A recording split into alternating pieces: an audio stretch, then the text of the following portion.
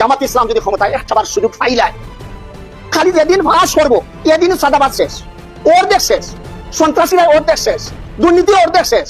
আরো 2-3 বছরে আর বাকি এই দেশে চাঁদাবাজ, সন্ত্রাস, দুর্নীতিবাজ, ঘুষখোরিগুলা টুকাইয়াও পাওয়া যেত না। এবার সিআইডি এর তদন্তে ওসমান হাদি মামলায় সেনা প্রধানের বাসায় অভিযান চলছে। হাদি হত্যা মামলায় নাটকীয় মোড়, নতুন তদন্তের সিআইডি। এইদিকে দেখতে পাচ্ছেন রাজপথে উত্তাল পরিস্থিতি। ওসমান হাদি মামলার বিচার না হওয়াতে পুলিশের মুখোমুখি অবস্থায় জনগণ। মাননীয় কমিশন জনাব হাসনাত আব্দুল্লাহর দায়েরকৃত আপিলটি মঞ্জুর করেছেন এবং জনাব মঞ্জুরুল হাসান মুন্সির কে বাতিল করে দিয়েছেন। অর্থাৎ এর ফলশ্রুতিতে জনাব মঞ্জুরুল হাসান মুন্সি নির্বাচনে অযোগ্য ঘোষিত হয়েছেন এবং তিনি আসন্ন নির্বাচনে অংশগ্রহণ করতে পারবেন না। স্বরাষ্ট্র মন্ত্রণালয়, আইন মন্ত্রণালয়, ইন্টারিম গভর্নমেন্টকে সহ পুরো বাংলাদেশ থেকে পদত্যাগ করতে বাধ্য করবো, তারপর হাজার বিচার। জন্মের পর থেকে একটা মৌলিক স্লোগান ছিল, আল্লাহর আইন চাই, সৎ লোকের শাসন চাই। এখন যখন ক্ষমতায় যাওয়ার মতো অবস্থা তৈরি হয়েছে, তখন তারা আল্লাহর আইন থেকে সরে গেলেন। আমাদের যেটা মনে হয়েছে, তারা ক্ষমতাটাকেই একমাত্র মুখ্য মনে করছে। কি রে ভাই, এ কি মানুষ নাকি জানোয়ার? এই যেটা দেখতে পারতেছেন, এটা হচ্ছে বিএনপি যুব দলের রাজবাড়ী জেলার সভাপতি ছিল, মানে সাবেক সভাপতি। চরমোনাই জামাত জোট ছেড়ে গিয়েছে, বাট জামাত ইসলামী দল হিসাবে অফিসিয়ালি চরমোনাইকে আগের মতো আর ছাড় দিবে না, দিল না। আমি এর আগে কিন্তু বারবার আপনাদের বলছি যে আমি বিশ্বাস করতে চাই না মুসলমানের জবান, তো মুসলমানের জবান আবার বেঠিক হয় কেমনে? ওনারা কথা দিছে এক জায়গায় থাকবে, ওনারা একটা সমঝোতার মঞ্চে থাকবে শুধু নির্বাচনের জন্য, ইসলামের জয়ের জন্য। ওইখান থেকে আলাদা কিভাবে হইতে পারে? আমাদের নেতা শহীদ রাষ্ট্রপতি জিয়াউর রহমান শুধু বাঙালি জাত না, বাঙালি সহ 55,126 বর্গ মাইলের মধ্যে যতগুলো জাতি বাস করে, যারা বাংলাদেশী জাতির পরিচয় বহন করে, যারা নিজেদেরকে বলে বাংলাদেশী হিসাবে পরিচয় দেয় যারা, তাই সেই বৃহৎ জনগোষ্ঠীর জাতির পিতা, বাংলাদেশী জাতীয়তাবাদের জাতির পিতা। আমরা কি আজকে সকলে মিলে এই প্রস্তাব গ্রহণ করতে পারি? প্রিয় দর্শক, নির্বাচন যতই এগিয়ে আসছে ততই কিন্তু রাজনীতির মাঠ উত্তাল সৃষ্টি হচ্ছে। প্রিয় দর্শক, আপনারা ইতিমধ্যে অবগত আছেন যে 18 জানুয়ারি আপিল শুনানির শেষ তারিখ ঘোষণা দিয়েছিল নির্বাচন কমিশনাল থেকে। দর্শক, আজ কিন্তু 18 জানুয়ারি। দর্শক, নির্বাচন কমিশনাল থেকে 18 জানুয়ারি কিন্তু আপিল শুনানির শেষ তারিখ বেঁধে দিয়েছিল। প্রিয় দর্শক, আজ কিন্তু 18 জানুয়ারি। প্রিয় দর্শক, এরপর কিন্তু আপিল শুনানি হবে না। কিন্তু প্রিয় দর্শক, এখন আপনাদের কাছে প্রশ্ন হচ্ছে, গতকালকে 17 জানুয়ারি যে 100টি প্রার্থীর আপিল শুনানি দিয়েছে নির্বাচন কমিশনাল থেকে, সেখানে বা তাদের মধ্যে থেকে কিন্তু কুমিল্লা 4 আসনে মঞ্জুরুল আলম মুন্সির নমিনেশন বাতিল করেছে নির্বাচন কমিশনাল। এখন মূল কথা হচ্ছে, তাহলে কি কুমিল্লা 4 আসনে এনসিপির মনোনয়ন প্রার্থী হাসনাত আব্দুল্লাহ কি ফাঁকা মাঠে গোল দিতে যাচ্ছে? প্রিয় দর্শক, এরকমটি কিন্তু হয়ে যাচ্ছে বা এরকমটি কিন্তু হয়ে গেল। প্রিয় দর্শক, এখন এনসিপিরা যে জামাতে ঐক্যজোট হয়েছে, তাই বলা যায় যে জামাত থেকে বা জামাতের এনসিপি কুমিল্লা 4 আসনে ফাঁকা মাঠে গোল দিতে যাচ্ছে এবং সেখানে মঞ্জুরুল আলম মুন্সি নির্বাচন থেকে বাতিল ঘোষণা হয়ে গেল। প্রিয় দর্শক, এই বিষয়টিকে আপনি কিভাবে নিচ্ছেন? প্রিয় দর্শক, শুধু মঞ্জুরুল আলম মুন্সি নয় দর্শক, এরকম প্রায় 50টি বিএনপির প্রার্থীর মনোনয়নপত্র বাতিল করেছে। প্রিয় দর্শক, এখন আপনাদের কাছে প্রশ্ন হচ্ছে, এইভাবে যদি বিএনপির মনোনয়ন প্রার্থী বাতিল হয়, তাহলে কি তারা আগামী দিনে সরকার গঠন করার আশাটা করতে পারবে বা করাটা কি তাদের জন্য ভালো হবে? অবশ্যই আপনার মূল্যবান মতামতটি কমেন্টে জানিয়ে যাবেন। প্রিয় দর্শক, একজন বিশ্লেষক তো অলরেডি মন্তব্য করে ফেলেছে যে যদি কোনো ক্রমে বাংলাদেশে বিএনপি ক্ষমতায় যায়, তাহলে তারা সর্বোচ্চ 5 মাস ক্ষমতায় থাকতে পারবে এবং তারপরে তাদেরকে ক্ষমতা থেকে নামিয়ে ফেলবে বা তারা ক্ষমতা রেখে পালিয়ে যাবে। প্রিয় দর্শক, আপনার মূল্যবান মতামতটি কি?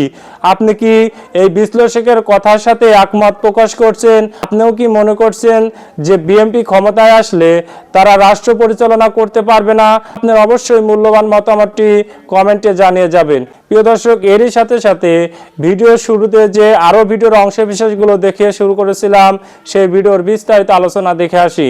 তবে তার আগে বলি, যারা এখন এই চ্যানেলটি সাবস্ক্রাইব করেননি তারা সাবস্ক্রাইব করে পাশে থাকা বেল আইকনটি বাজিয়ে দিবেন। আর যারা ইতিমধ্যে এই চ্যানেলটি সাবস্ক্রাইব করে রেখেছেন তাদেরকে অসংখ্য ধন্যবাদ। তো চলুন দর্শক, আমরা একটা লাইক দিয়ে ধারাবাহিকভাবে ভিডিওর সকল বিস্তারিত আলোচনা দেখে আসি। এর মধ্যে কি হাত পাখার দরকার আছে? শীতের মধ্যে হাত পাকার দরকার নাই, আমরা তো ফ্যান ট্যান ছাড়ি না, দেখেন না ভিতরে বাইরে। যাই হোক ভাই, হাসাহাসি করতেছি কেন জানেন? যা করেন উনি উপরওয়ালা ভালোর জন্যই করেন, আল্লাহ যা করেন তা ভালোর জন্যই করেন। দেখেন, অনেকের মনে প্রশ্ন জাগছিল, এই যে জামাতে ইসলাম ওনারা আয়সা কেমন ভাবে দেশ পরিচালনা করবে? শরিয়া আইন একটা কথা শুনতেছিলাম না, ওনারা আয়সা কি ওই যে হেজাব নিয়ে কথা তুলবে, যে হেজাব ছাড়া কেউ বাইরে পারবেন না, কপালে কেউ টিপ দিতে পারবেন না, এরকম কথাবার্তা শোনা যাচ্ছিল। আবার চুরি করলে হাতটা আলাদা কইরা ফালানো হইবে, এরকম কথা। কারণ কি জানেন, ওই যে সৌদি আরবে, আরব দেশে যেরকম আইন টাইন দেখি ওরকম কিছু কিনা, গর্দানের উপরে তলোয়ার চলবে কিনা, ওই ধরনের একটা আইন হবে কিনা। আবার এই যে আমরা আবার উদাহরণ টানি কোথায় জানো, এই যে আপনার আফগানিস্তানের ওনাদের কি জানি বলে, ভুলাই তো গেছি, অনেকদিন মুখে আনি না। ও তালেবান রাজাকারটা আমরা এখনো মনে রাখছি, তালেবানটা ভুলে যাইতেছি। এই তালেবান রাষ্ট্র কইরা ফেলাবে, এরকম অনেক কথা শোনা যাচ্ছিল। দেখেন, আজকে থেকে আর এগুলা শোনা যাবে না, পরিবর্তন চলে আসবে। কারণ 11 দল থেকে একটা দল আলাদা হয়ে গেছে। আমি এর আগে কিন্তু বারবার আপনাদের বলছি যে আমি বিশ্বাস করতে চাই না, মুসলমানের জবান তো, মুসলমানের জবান আবার বেঠিক হয় কেমনে? ওনারা কথা দিছে এক জায়গায় থাকবে, ওনারা একটা সমঝোতার মঞ্চে থাকবে শুধু নির্বাচনের জন্য, ইসলামের জয়ের জন্য। ওইখান থেকে আলাদা কিভাবে হইতে পারে? বিশ্বাসই করতে চাইতেছিলাম না, এখনো বিশ্বাস করি না, জানেন। হ্যাঁ ভাই, আমি কিছু কিছু জিনিস বিশ্বাস করতে চাই না। তারপরে ওই যে উপরওয়ালা যা করে ভালোর জন্য করে, যদি চইলা যায়া থাকে, এখন ওনারা চইলা যায়া কি বয়ান দিতেছে, কি ন্যারেটিভ তৈরি করতেছে জামাতের বিরুদ্ধে, দেখেন তো। একবার গভীরভাবে চিন্তা করেন, ওনারাই বইলা বেড়াইতেছে যে জামাত শরিয়া আইন চালাবে না, জামাত এই দেশটাকে চালাবে, এই দেশের আইন কানুন যেভাবে চলতেছিল ওই আইনের মাধ্যমে, বাংলাদেশ যে আইনের মধ্যে এতদিন চলতেছিল ওই আইনটার মধ্যে দিয়েই চলবে। শুধু আইনটার ভিতরে যেন কোনো কুকর্ম না হয়, আইনটাকে নিয়ে যেন কেউ ছিনিমিনি খেলতে না পারে, আইনকে ব্যবহার করে যেন কেউ কাউকে ওই যে আয়না ঘরে ঢুকাইতে না পারে, সেগুলো আমরা পাহারা দিব। আইন যেন সঠিক পথে চলতে পারে, আর ওই আইনই জামাতে ইসলাম এই দেশটাকে পরিচালনা করবে। এই কথাটা জামাত ইসলামের মুখ দিয়ে যদি বলতো, আপনারা বিশ্বাস করতেন না? বলতেন যে ভোটের জন্য এগুলা বলতেছে, হ্যাঁ ভোটের জন্য বলা হইতেছে, এগুলো আমরা বিশ্বাস করতে চাই না। কিন্তু এখন আপনারা বিশ্বাস করবেন, কারণ ওরা 11 জন থেকে এক ভাই আলাদা হয়ে গেছে। আলাদা হয়ে কি অভিযোগটা আনছে, ওই অভিযোগ থেকেই আপনারা বুঝতে পারবেন। ওনাদের মেইন অভিযোগ কিন্তু 2-3টা। এর মধ্যে একটা কি, যে আমরা তো গেছিলাম শোক বইতে কিছু লিখতে, কোথায়? তারেক রহমান সাহেবের অফিসে। ওইখানে যে কথাবার্তা বললাম সুন্দর, ঠিক আছে, কিন্তু প্রেসের সামনে আইসা কেন আমরা বললাম যে আমরা একটা জাতীয় সরকার গঠন করতে চাই? আর এই ব্যাপারগুলো আগে কেন গোপন বৈঠক হইল না, নিজেরা কেন আলোচনা করলাম না? এখন জামাতে ইসলাম তারেক রহমান সাহেবের সাথে বৈশা জাতীয় সরকার গঠন করবে, তাহলে নির্বাচনের কি দরকার? এই একটা কথা বলছে। আরেকটা কথা কি, যেটার জন্য ওনারা আলাদা হয়ে গেছে, ওনারা কিন্তু বলে না যে আসন নিয়ে আমাদের মধ্যে ভেজাল আছে, এইটা নিয়ে আলাদা হয়েছি। ওনারা কি বলতেছে, জামাতে ইসলাম শরিয়া আইনে দেশ চালাবে না, মানে ওই যে হাত গর্দান এগুলা ফেলে দিবে না। এই কথাগুলা কার কাছে বলছে? বিদেশ থেকে, মানে ফ্রান্স থেকে বা অন্য কোনো দেশ থেকে বেশ কিছু সাংবাদিক আসছিল। এর মধ্যে একজন মহিলা সাংবাদিক ছিল। ওই মহিলা সাংবাদিক ডাক্তার শফিকুর রহমান স্যারকে জিজ্ঞেস করছে, আপনারা যদি ক্ষমতায় আসেন তাহলে কি আপনারা ওই শরিয়া আইন চালাবেন, মানে আরব দেশে যেভাবে চলে ওই আইন চালাবেন কিনা? তখন উনি জবাব দিয়েছে যে না, আমাদের দেশের প্রচলিত আইনে যেভাবে দেশ চলে সেভাবেই আমরা দেশ চালাবো। এই কথাটা ওনারা বাইরে ফাঁস করে দিতেছে। এই ব্যাপারটা দেখেন চরমনাইর পক্ষ থেকে ফাঁস করতেছে। কি বলতেছে? যে ওনারা বিদেশি সাংবাদিকের কাছে, এক মহিলা সাংবাদিকের কাছে বলছে যে না আমরা প্রচলিত আইনে দেশ চালাবো, তার মানে শরিয়া আইন না।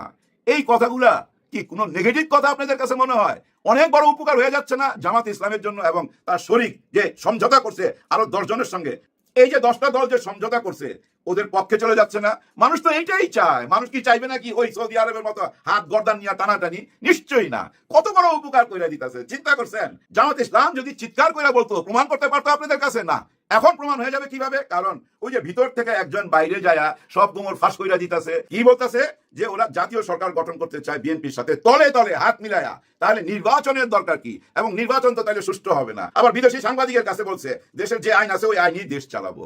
এগুলা তো সবই পজিটিভ কথা। এই দেশে ভাই অনেক পণ্ডিত লোক আছে, অনেক উচ্চ শিক্ষিত জ্ঞানী লোক আছে, তারা জামাত ইসলামকে পছন্দ করে না। কারণ কি জানেন? ওরা বলতে চায় ওনারা উগ্রবাদী, এরকম কথাও বলে ভাই সোশ্যাল মিডিয়াতে আইসা। আবার কেউ কেউ তো বলে ওরা যদি ক্ষমতায় যাইতে পারে পুরো দেশটাকে তালেবান বানায় ফেলাবে। দেখেন এখন আর এই কথাগুলো সামনে আসবে না, কারণ চরমনাই পীর সাহেবের পক্ষ থেকেই দেখবেন ওনাদের যে মিডিয়া সেল, ওই মিডিয়া সেল থেকেই কিন্তু এই কথাগুলো প্রচার করা হইতাছে যে জামাতে ইসলাম কিন্তু ইসলামিক দল না। কেন ইসলামিক দল না? ওরা ওই শরিয়া আইন গর্দান হাত নিয়ে টানাটানি করবে না। ওরা এই দেশের যে আইন আছে ওই আইনের উপরে শ্রদ্ধা রাখা, ওই আইনের যেন কোনো রকম বিচ্যুতি না ঘটতে পারে, ওই আইনকে যেন কেউ ব্যবহার না করতে পারে, সেটার পাহারাদার হবে। কত সুন্দর কথা, যার জন্য ভাই আমি খুব হ্যাপি। হ্যাঁ, আমি খুব হ্যাপি। আমি তো এমনও মনে করি যে ওনারা খুব সুন্দরভাবে পরিকল্পনা কইরা ওনাদের একজনকে এখন মাঠে ছাইরা দিছে। আচ্ছা যাও তুমি এগুলা সব বইলা বেড়াও, কারণ আমরা বললে তো কেউ বিশ্বাস করবে না, ভাববে আমরা ভোটের জন্য এগুলা বলতেছি। এখন কিন্তু দেখবেন আগামী 2-3 দিন এই কথাগুলাই চলবে। কি কথা?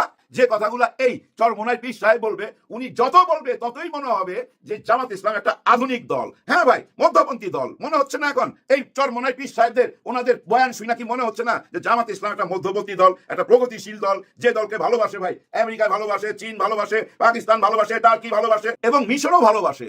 মিশরের ভালোবাসার পিছনে একটা কারণ আছে ভাই।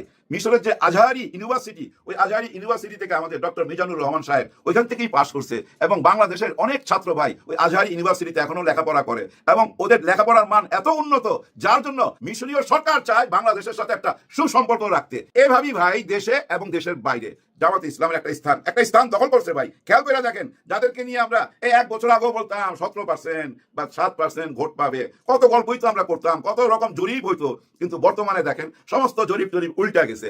প্রিয় দর্শক, আমি আশা করছি ভিডিওটি সম্পূর্ণ মনোযোগ সহকারে দেখেছেন। সেই সাথে ভিডিও সম্পর্কিত কোনো তথ্য বা মতামত থাকলে কমেন্ট বক্সে জানিয়ে যাবেন।